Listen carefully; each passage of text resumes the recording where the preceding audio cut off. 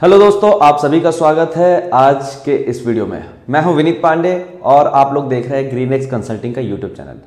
दोस्तों, अगर आप पहली बार चैनल पे आ रहे हैं तो चैनल को सब्सक्राइब करना नहीं भूलिएगा और उसके बगल में जो बेल आइकॉन है उसको भी दबा दीजिएगा, जिससे आपको आगे आने वाले सभी वीडियो के नोटिफिकेशन प्राप्त हो सके।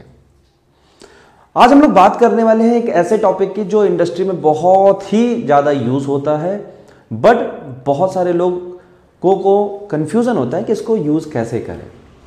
जी हाँ, आज हम लोग बात करने वाले हैं 5S टॉपिक की।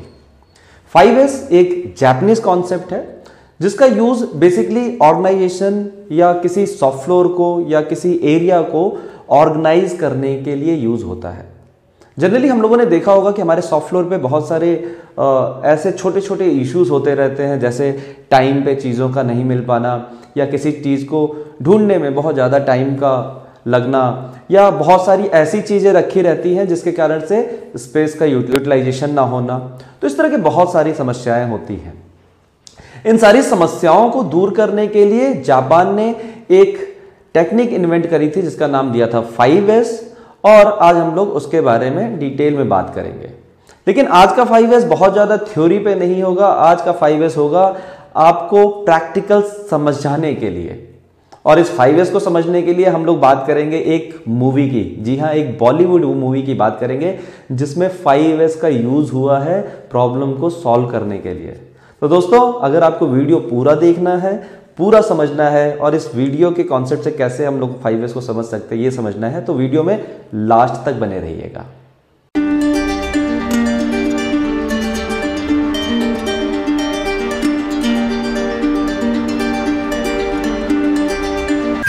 बट उससे पहले मैं थोड़ा सा आपको 5S के बारे में बता देता हूं, और यह भी बता देता हूं कि जो मूवी है वो हम लोग आज यूज करने वाले हैं गजनी मूवी। जी हाँ, गजनी मूवी आप लोगों ने सुना होगा, देखा भी होगा। आमिर खान की एक मूवी थी, काफ़ी पहले आई थी, 2008 या 10 के आसपास, और इसमें आमिर खान के स्ट्रगल के बारे में बताया गया था उस पूरे फिल्म में। तो उससे पहले हम लोग समझते हैं 5S क्या है। चलिए, 5S एक जापानीज कॉन्सेप्ट है जो 5 डिफरेंट S से मिलकर बना है।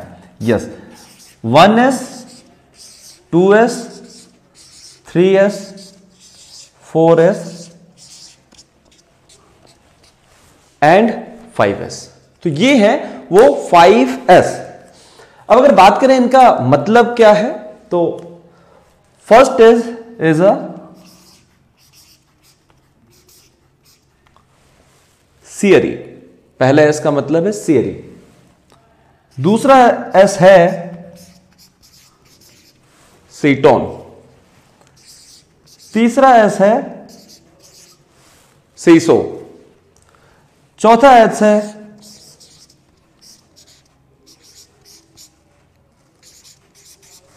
सिकेत्सु, और पांचवा S है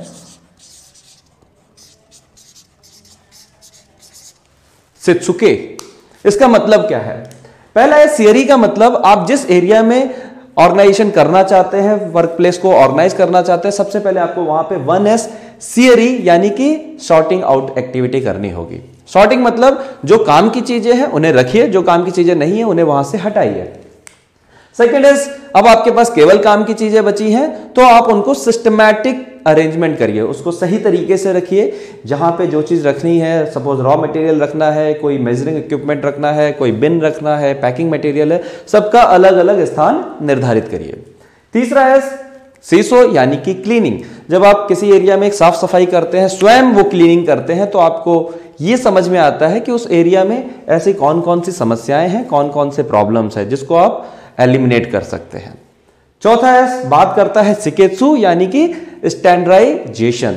जो आपने सिस्टमैटिक अरेंजमेंट कर दिया, क्लीनिंग कर दिया, उसके बाद एरिया आपका साफ सुथरा हो गया, सामान रख दिया, लेकिन बार बार आप वहीं पे रखें, उसके लिए आप मानक बनाते हैं, स्टैंडर्ड बनाते हैं, जिसको हम लोग 4th S में कवर करते हैं, जिससे वो किसी से जान के भी गलती ना हो। और ये हम लोग फिल्म में देखेंगे कैसे इसको यूज किया गया है।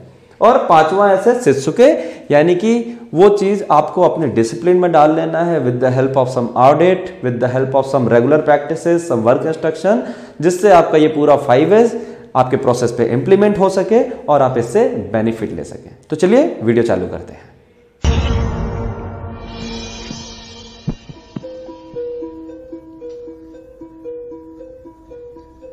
Brain is the most important organ of the human body. इंसान का दिमाग उसके शरीर का सबसे अहम हिस्सा है। दिमाग ही शरीर के हर हिस्से को कंट्रोल करता है। So you see, brain is the king of all human body parts. है मेरा प्रोजेक्ट। राइट। इसका नाम संजय सिंघानिया है। किसी ने इसके सर पे लोहे के रॉड से मारा था। इस हादसे के बाद इसने अपनी याददाश्त खो दी। अब ये कुछ भी याद नहीं रख पाता है। इस बीमारी को हम कहते हैं शॉर्ट टर्म मेमोरी लॉस।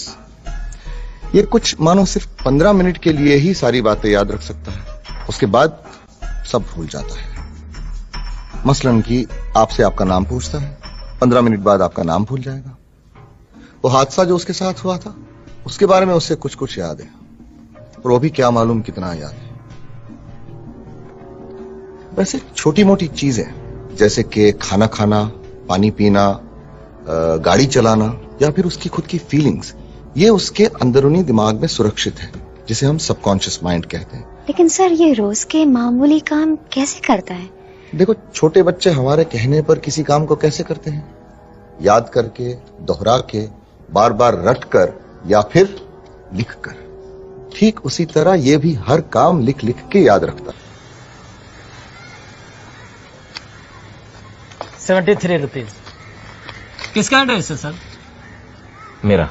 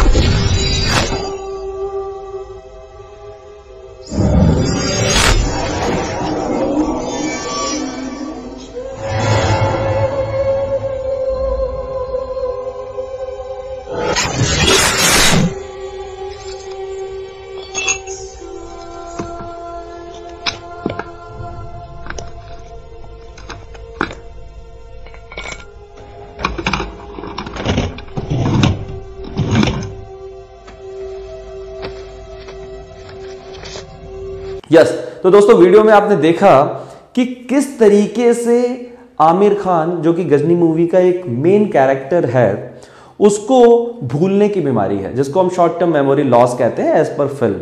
वो 15 मिनट में चीज़ों को भूल जाता है। और दोस्तों, यही होता है हमारे सॉफ्ट फ्लोर में भी। हम बहुत बार चीज़ें रख के भूल जाते हैं, या जब हमें वो चीज़ें चाहिए होती हैं तब हमें नहीं मिलती है। और यहां पे एक वर्ड बोला था ना, तो कई बार लोग पूछते हैं तुम ये चीज़ भूल गए तो खाना खाना क्यों नहीं भूले? क्योंकि वो सबकॉन्शियस माइंड में रहता है, उसको हम नहीं भूल सकते। खाना खाना नहीं भूल सकते, पलके झपकना नहीं भूल सकते। लेकिन यस, ये मार्कर मैंने कहाँ रखा था लास्ट टाइम, वो मैं भूल सकता हूं। तो उसके लिए देखिए किस तरीके से यहां पे 2S और 4S का यूज किया गया है। कीज को रखने के लिए प्रॉपरली एक स्पेस है जिसपे लिखा है कीज। इवन गन रखने के लिए उसने स्पेस रखा है, वहां पे लिखा है गन। कैमरा, वॉलेट, जो चीजें जहां पे रखनी है उसका उसने स्पेस डिफाइन किया है। और वो बार बार भूलता है, इसलिए वो भूले ना, उसके लिए उसने स्टैंडर्ड बनाया विद आइडेंटिफिकेशन। तो चलिए आगे देखते हैं।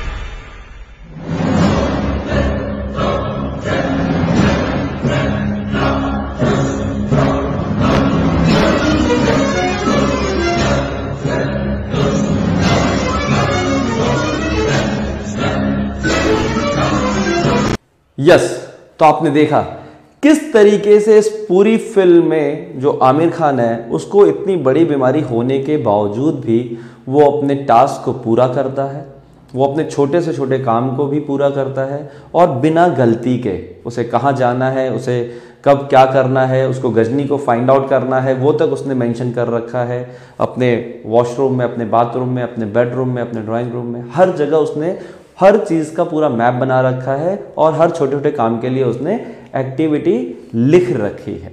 यही है हमारा दोस्तों 5S का मेथोडोलॉजी। अगर हम इस तरीके से अपने प्रोसेस में 5S को यूज़ करते हैं तो डेफिनेटली हम इसका यूज़ अपने प्रोसेस में यूज़ करके बेनिफिट ले सकते हैं। तो इवन अगर Ghajini can do it, we can also do it. तो थैंक यू, उम्मीद करता हूँ वीडियो पसंद आया होगा। अगर पसंद आया तो दोस्तों के साथ शेयर करना, वीडियो को लाइक और चैनल को सब्सक्राइब करना ना भूलें। Good day, good bye.